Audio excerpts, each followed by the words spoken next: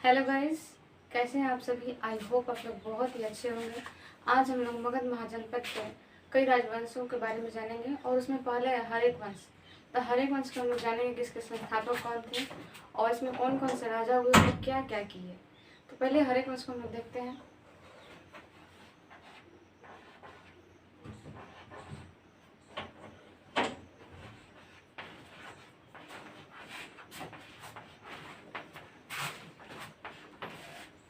तो हरेक वंश के पहले राजा जो थे बिम्बिसार थे।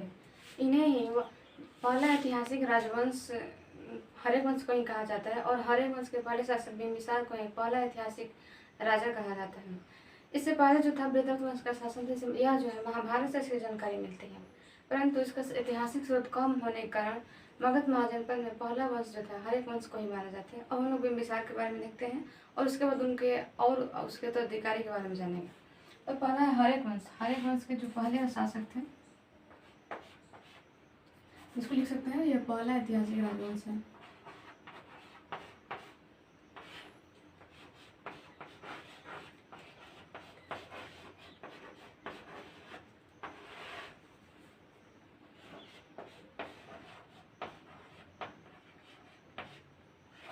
पहला ऐतिहासिक राजवंश है और इसके पहले शासक जो थे बिम्बिसार था।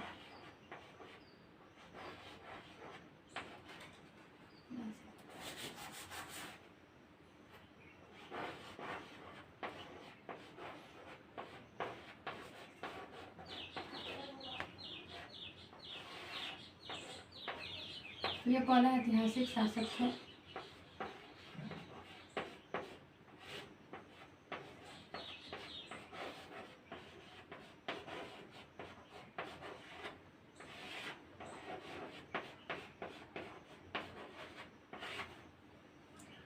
तो हरेक वंश का पहला ऐतिहासिक शासक जो था बिम्बिसार को कहा जाता है। यह जो बिम्बिसार ने अपने क्षेत्र विस्तार के लिए नवसा वाली लड़कियों से शादी किया, मतलब जिसके कोई भाई नहीं होते हैं वैसी लड़कियों से शादी किया ताकि उनको जो अपने पैटर्नल उनको जो संपत्ति है उनको मिल सके। इसका क्षेत्र बढ़ता गया और इसने जो है अपनी राजधानी राजगीर को बनाया और इसने वैशाली पर आक्रमण किया, परंतु उसको जीत नहीं पाया। इसने जो है मध्य प्रदेश के राजा, मतलब अवंती अवंती मध्य प्रदेश के अवंती के राजा चंद्रप्रद्युत को, जब उसके स्वास्थ्य ठीक नहीं था तो उसने अपना राज्य जीवक को भेज करके उसका स्वास्थ्य ठीक किया। तो जिस कारण जो अवंती जो है बिम्बिसार के अधीन हो गया और इस प्रकार जो है वो जो है अवंती को अपना अधीन कर लिया और इसका क्षेत्र विस्तार धीरे धीरे बढ़ता गया। इसकी हत्या जो इसी का पुत्र अजातशत्रु ने कर दिया और अजातशत्रु को पितृहंता, इसी कारण जो है पितृहंता या कुड़िक कहा जाता है। अब हम लोग अजातशत्रु को देखते हैं। तो पहले हम लोग इसके बारे में लिख लेते हैं। तो बिम्बिसार को पहला ऐतिहासिक शासक कहा जाता है और इसने जो है अपना क्षेत्र विस्तार कैसे किया, इसका क्षेत्र विस्तार देखते हैं।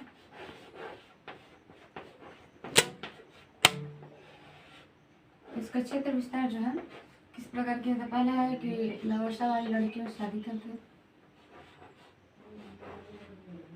तो क्षेत्र विस्तार बिम्बिसार ने क्षेत्र विस्तार जो है विवाह के माध्यम से, विवाह के द्वारा दहेज के रूप में इसका विस्तार किया।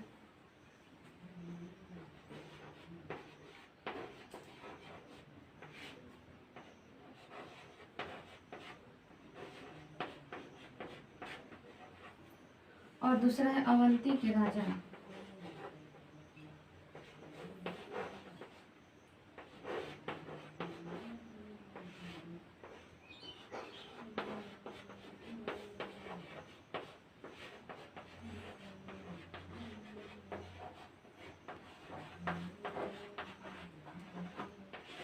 अवंती के राजा चंद्रप्रद्युत को उनको के पास अपना राजमहल जीवक भेज दिया।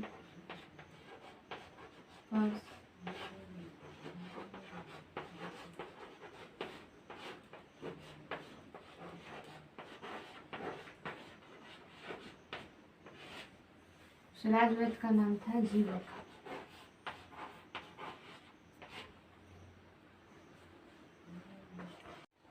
तो हर्यंक वंश का पहला शासक जो था बिम्बिसार था और यह जो है अपना क्षेत्र विस्तार करने के लिए दहेज के रूप में अपने उसके संपत्ति मांगता था दहेज के रूप में, उसी से इसका क्षेत्र विस्तार किया। और दूसरा है एक अवंती का राजा जो थे चंद्रप्रद्योत, उसको एक बीमारी हो गई थी जो ठीक नहीं हो रही थी। बिंबिसार ने क्या किया, उन्होंने अपने राजवजीवों को भेज करके उसका इलाज किया और वो ठीक हो गया, जिस कारण जो है अवंती का शासक इनके अधीन हो गया। और इस प्रकार जो बिंबिसार का धीरे धीरे क्षेत्र विस्तार होने लगा और इसने जो है वैशाली पर क्षेत्र विस्तार करने के लिए वैशाली पर आक्रमण किया, परंतु उसे जीत नहीं पाया, क्योंकि वैशाली भी एक तरह से सुरक्षित स्थान था। और जो इस प्रकार बिंबिसार की हत्या उसी के पुत्र अजातशत्रु ने कर दिया, जिस कारण अजातशत्रु को पितृहंता या कुड़िक कहा जाता है। अब हम लोग अजातशत्रु के बारे में देखते हैं कि उसने क्या क्या किया।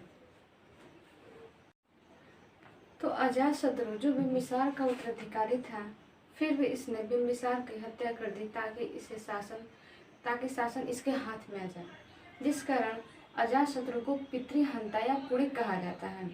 अजातशत्रु का अर्थ होता है शत्रुओं का नाश करने वाला। अजातशत्रु ने सुरक्षा की दृष्टि से अपने राजधानी में किलाबंदी कराया, अर्थात उस समय राजधानी जो थी राजगीर थी, और उसे चारों ओर से किलाबंदी करा दिया ताकि कोई बाहरी आक्रमण न हो सके। इसने जो है अपने सहयोगी वर्षकार की सहायता से वैशाली पर आक्रमण किया और उसे जीत भी लिया। जो वर्षकार सब था वो एक सहायक रूप में वैशाली में गया और वहाँ पर गुप्तचर के रूप में गया और वहाँ पर जाकर के कुछ गुफा के बारे में पता किया और उसके कुछ हथियार के बारे में पता किया। वहाँ पर इस प्रकार का हथियार हमें इस प्रकार उसको जीतने के लिए ऐसे हथियार चाहिए। और वहाँ पर जा करके इसने 2 हथियार, अजातशत्रु कहा कि ऐसे 2 हथियार हम लोग को आवश्यकता है। तो 2 हथियार इसने क्या किया, रथ मूसल और महाशिलाकंटक जो है वैशाली के युद्ध में हुआ था। और इस प्रकार जो है वैशाली पर अजातशत्रु का अधिकार हो गया। अजातशत्रु के समय में ही प्रथम बौद्ध संगीति हुई थी। जैसे कि हमने आपको बौद्ध वाले चैप्टर में बता दिया है कि प्रथम बौद्ध संगीति जो 483 ईस्वी में हुई थी महात्मा बुद्ध की मृत्यु के पश्चात। उस समय जो शासक था अजातशत्रु था और अजातशत्रु के समय में ही प्रथम बौद्ध संगीति हुई थी और उस समय जो था यह राजगीर में हुआ था प्रथम बौद्ध संगीति। अजातशत्रु की हत्या जो है उसी का पुत्र उदयन ने कर दिया और इस प्रकार जो है उदयन को भी पितृहंता कहा जाता है क्योंकि उसने भी अपने पिता की हत्या कर दिया। अब हम लोग उदयन को देखते हैं। उदयन जो था वो अजातशत्रु का पुत्र था और इसने अपने पिता अजातशत्रु की हत्या कर दी, जिस कारण इसे भी पितृहंता कहा जाता है। उदयन जो था इसने सोन नदी और गंगा नदी के संगम पर एक शहर का निर्माण कराया जिसका नाम पाटलिपुत्र था और जिसका आधुनिक नाम अभी पटना है। इसने जो है पाटलिपुत्र को जब शहर में बनाया तो उसको राजधानी जो है राजगीर से ला करके पाटलिपुत्र को ही बना दिया। और इस प्रकार जो इसके समय में राजधानी जो थी पाटलिपुत्र थी। इसका एक पुत्र था, उसका नाम था नागदशक। नागदशक जो था अंतिम शासक एवं अयोग्य शासक था। इसमें जो राजा बनने वाली योग्य कोई बातें नहीं थी, जिस कारण जो इसकी हत्या इसी का सेनापति शिशुनाग ने कर दिया और इस प्रकार जो है हरेक वंश का अंत हो गया और शिशुनाग वंश की स्थापना हो गई। तब देखते हैं यहाँ उदयन ने किया कि उदयन को पितृहंता कहा जाता है। इसने सोन तथा गंगा नदी के संगम पर एक पाटलिपुत्र नामक शहर बनाया था और इसने राजधानी जो है पाटलिपुत्र को ही बनाया।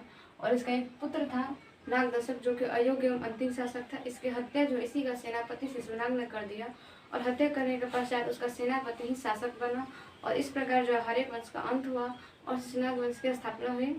यदि आपको वीडियो अच्छी लगी तो please like share and subscribe करें और यदि आपको इसका पीडीएफ चाहिए तो आप हमारे टेलीग्राम को ज्वाइन कर सकते हैं जो डिस्क्रिप्शन में दिया गया। Thanks for today.